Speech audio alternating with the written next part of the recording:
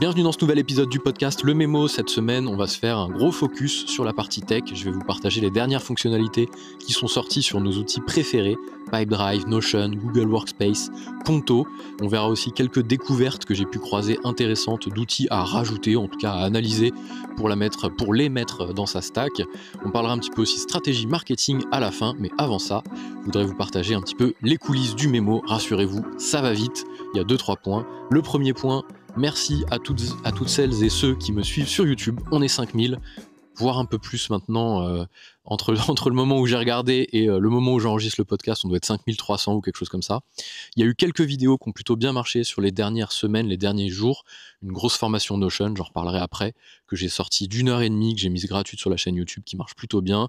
L'actu Arc qui est sorti sur Windows, j'avais profité de faire une petite vidéo sur les 8 fonctionnalités, mes 8 fonctionnalités préférées sur Arc, et Arc ça marche toujours très bien parce que on est souvent quand même assez hypé et très geek sur les nouveaux outils qui sortent. Le fait que ça sorte sur Windows, ça fait 1 an que c'est sur Mac, je vais réussir à parler, c'était très attendu.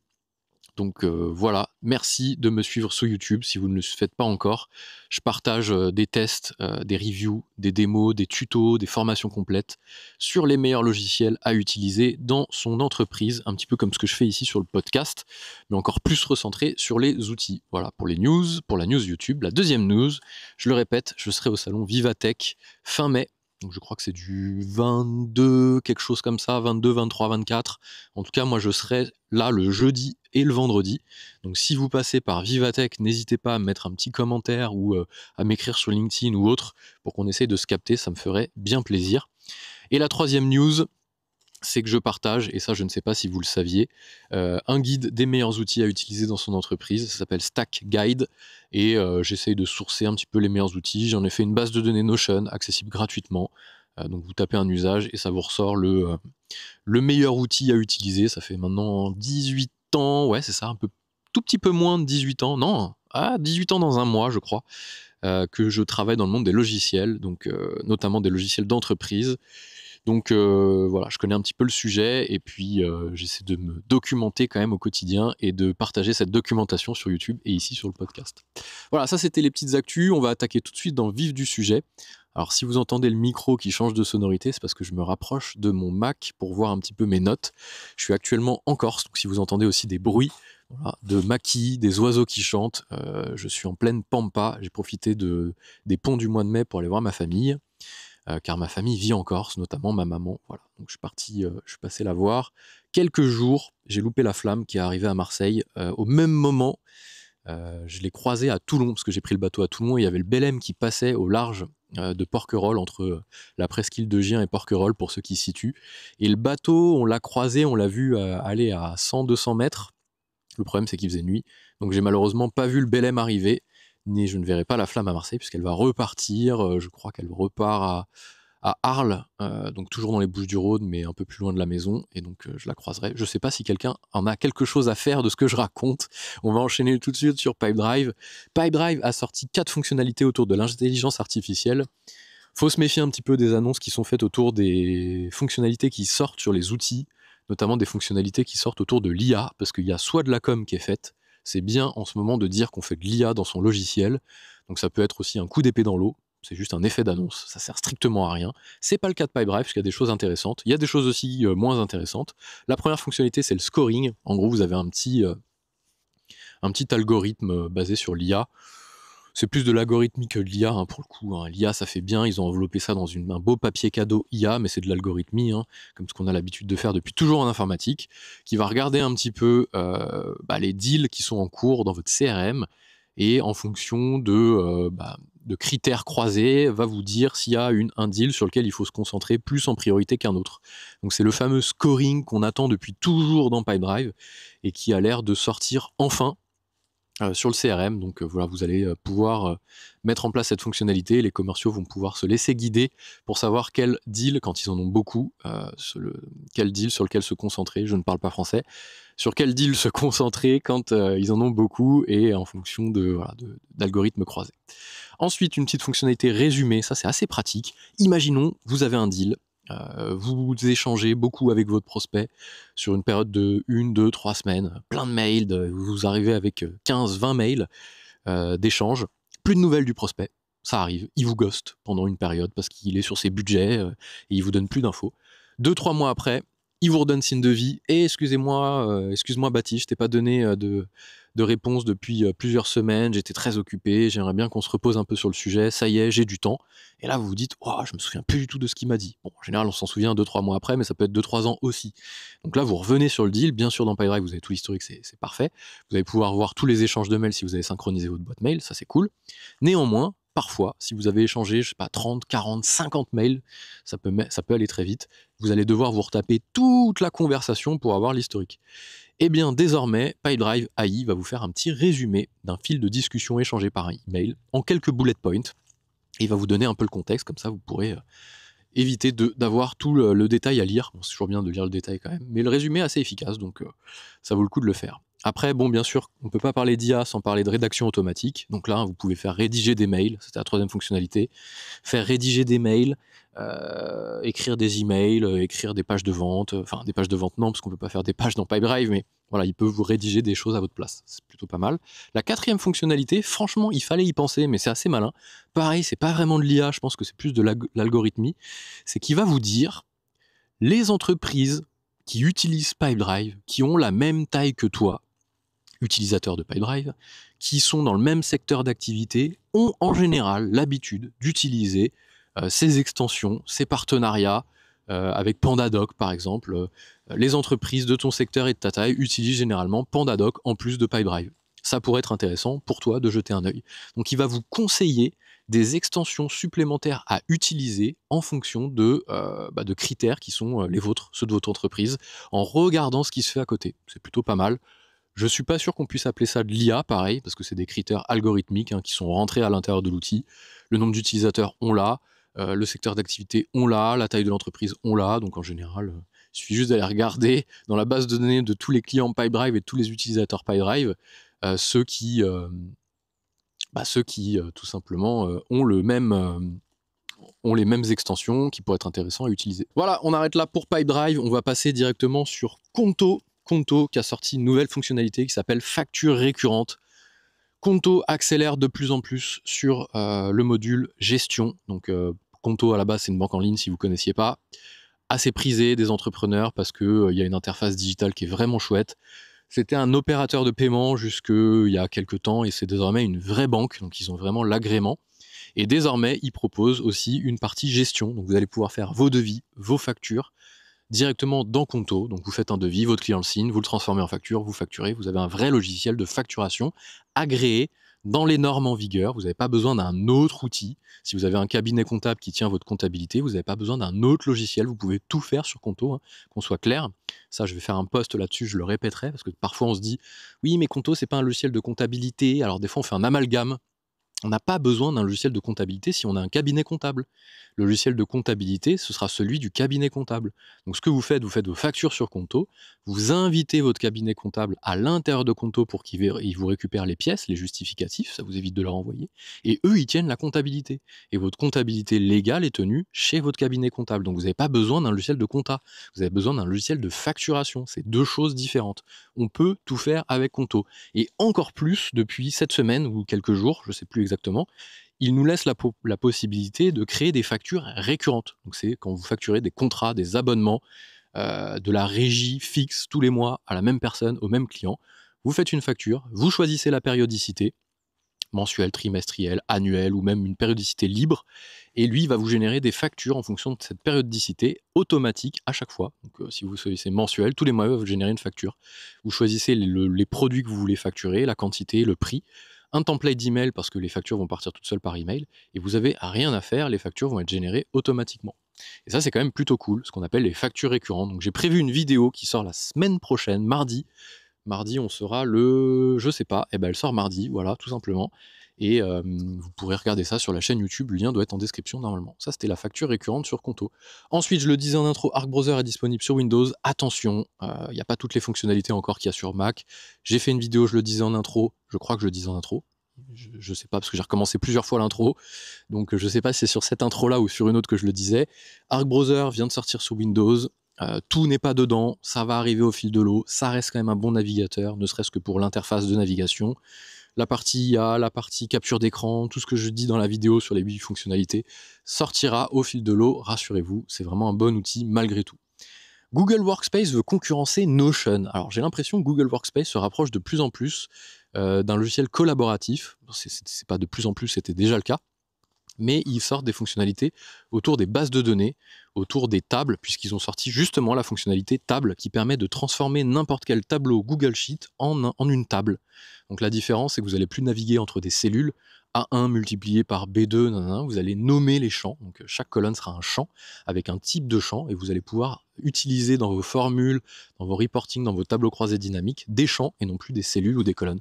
On pouvait déjà le faire avec des vues, on pouvait nommer des vues, mais c'était pas encore parfait, donc on sent qu'ils ont vraiment créé la fonctionnalité table qui se rapproche de la fonctionnalité table de Notion dans les bases de données, et ça c'est quand même très cool.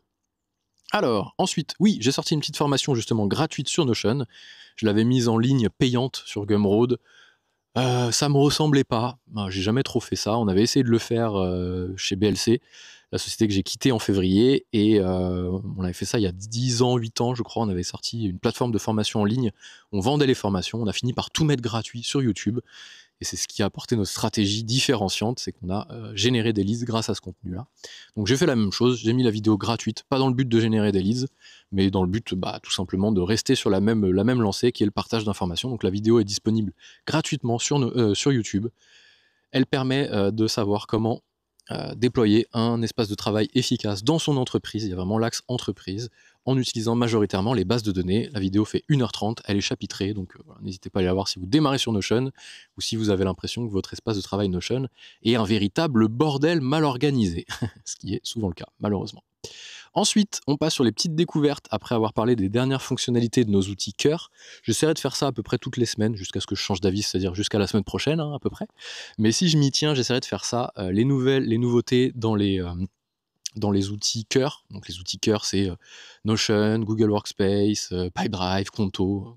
Conto, c'est pas forcément un outil cœur, mais voilà, les dernières fonctionnalités. Après, les petites découvertes, donc les petites astuces que j'ai découvertes. Et là, on passe justement sur les petites astuces que j'ai découvertes. J'ai découvert 3 outils, les 3 font à peu près la même chose, donc je vais vous partager plutôt l'usage, vous allez comprendre. Vous avez une photo de profil qui date de Mathusalem, vous êtes avec quelqu'un dessus, vous êtes mal exposé, vous êtes mal cadré, vous êtes 10 ans en arrière, donc elle vous ressemble plus forcément, vous avez la flemme de refaire des photos, vous n'avez pas forcément le budget. Vous pouvez désormais donner à une intelligence artificielle 3 codes photos de vous, peu importe si elles sont pro ou pas, tant qu'on vous voit bien. Ce qui fait que l'outil, avec l'intelligence artificielle, va reconnaître les traits de vos visages et va vous régénérer en retour derrière une belle photo de profil. Il y a 3 outils, il y en a une qui est le premier outil qui s'appelle Photo AI, PFP Maker et Headshot Pro. Personnellement, j'ai une petite préférence pour Headshot Pro, donc pareil, n'hésitez pas à aller voir tous les liens qui sont dans la newsletter si vous voulez tester ça. C'est pas sponsorisé, mais je trouve ça hyper pratique de pouvoir générer des photos de profil sans avoir besoin de faire appel à un photographe. Maintenant, c'est sûr que si vous avez un peu de budget, un peu de temps, faites plutôt appel à un photographe. C'est bien de faire travailler des humains, tant qu'à faire. Maintenant, là, c'est vraiment... c'est soit vous l'auriez pas fait et vous le faites avec ça, parce que ça vous aide à avoir une belle photo de profil, mais ça, si vous pensiez plutôt vous rapprocher d'un photographe, ne remplacez pas le photographe par ça. C'est un petit peu bizarre, sinon. Mais enfin, c'est bien de savoir que ça existe. Ensuite, je parle d'un petit outil, mais qui est très spécifique. Je ne sais pas s'il va parler à grand monde. En tout cas, dans l'usage, si vous écrivez du contenu sur LinkedIn et sur Twitter, il y a un petit outil qui est magique, que j'adore, qui s'appelle Typefully. Pareil, tous les liens sont en description, qui permet de programmer ses posts, de rédiger ses posts, de corriger ses posts, de les rendre un peu plus punchy si vous voulez les rendre un peu plus punchy grâce à l'IA. Il y a une IA qui s'appelle Vesper, qui est à l'intérieur, et qui permet d'améliorer la rédaction que vous faites.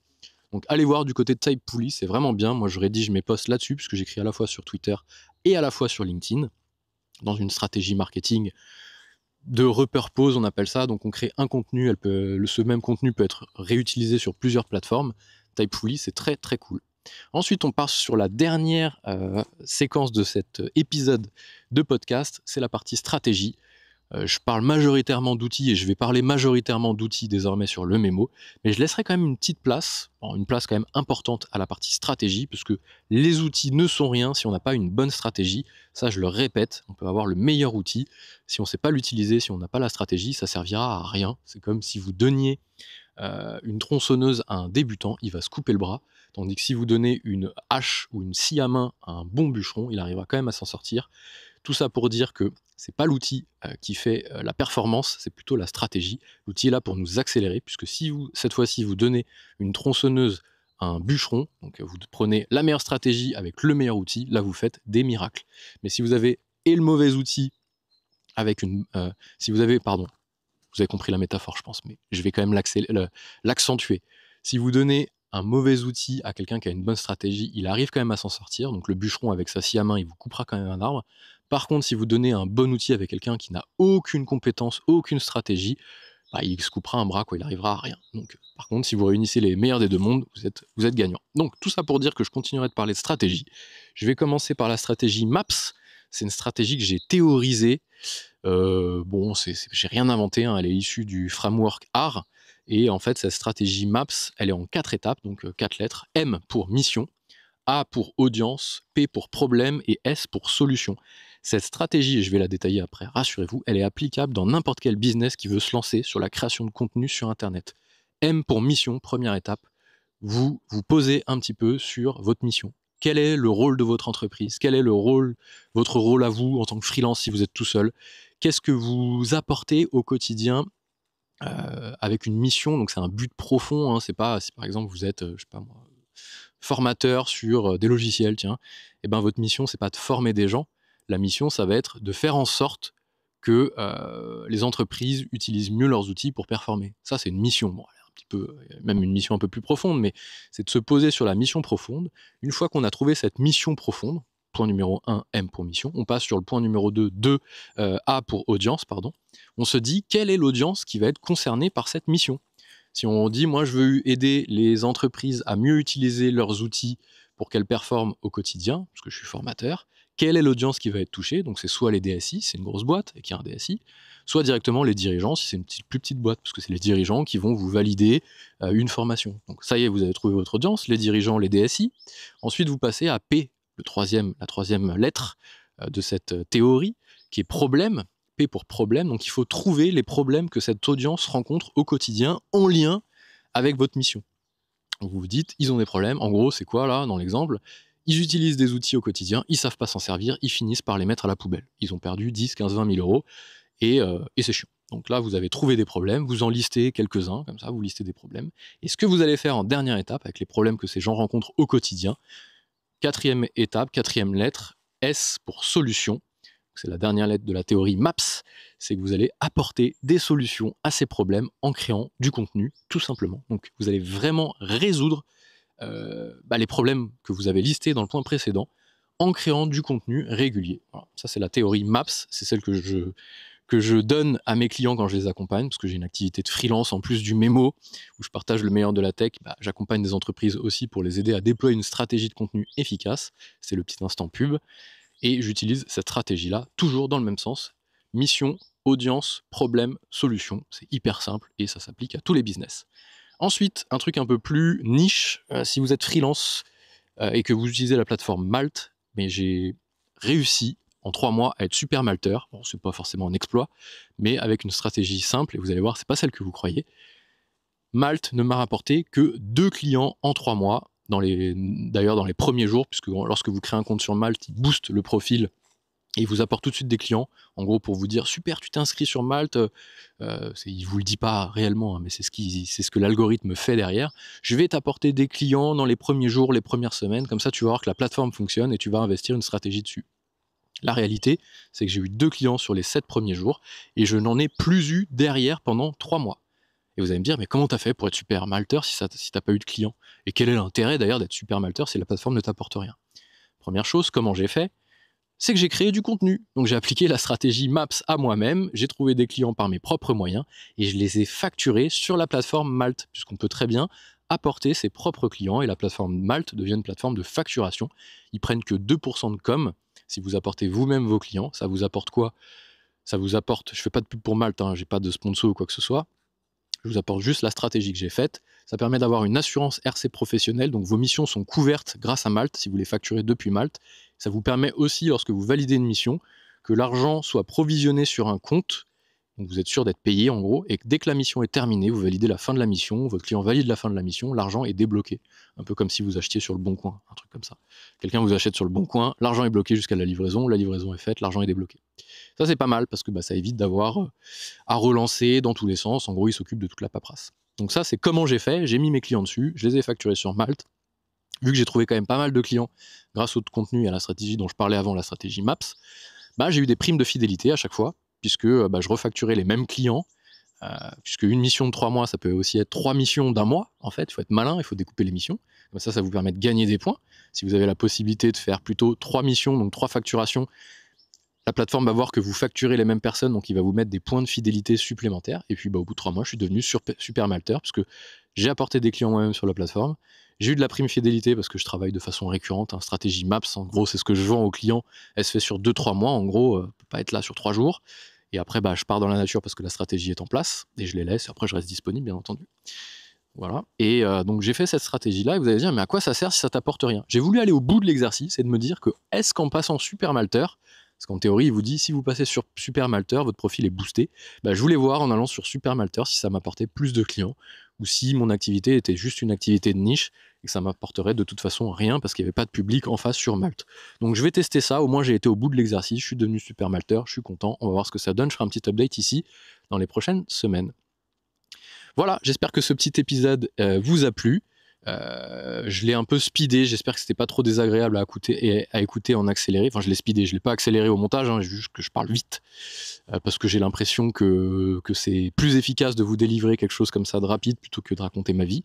Ça, c'est ma perception. N'hésitez pas à me dire en commentaire si vous préférez que je passe plus de temps sur les coulisses, plus de temps, un épisode un peu plus long, ou si vous préférez, vous écoutez, vous avez la valeur, et vous raccrochez, terminé, on n'en parle plus. Voilà, en tout cas, je rappelle que je serai chez Avivatech fin mai, n'hésitez pas à m'écrire sur les réseaux, on peut se capter là-bas, j'ai une accréditation presse, ce qui veut dire que je vais me balader dans les allées avec ma caméra pour faire des vidéos, pourquoi pas des podcasts. Donc si vous exposez ou si vous avez besoin de présenter votre business, ça passera du coup sur la chaîne YouTube. C'est toujours bien d'avoir 5000 personnes qui peuvent potentiellement avoir accès à ce que vous sortez, à ce que vous faites, donc n'hésitez pas à venir prendre la parole sur le micro, je serai dans les allées, donc n'hésitez pas à m'écrire. Voilà, bref. Outro beaucoup trop long comme à chaque fois, je vous dis à la semaine prochaine, ciao.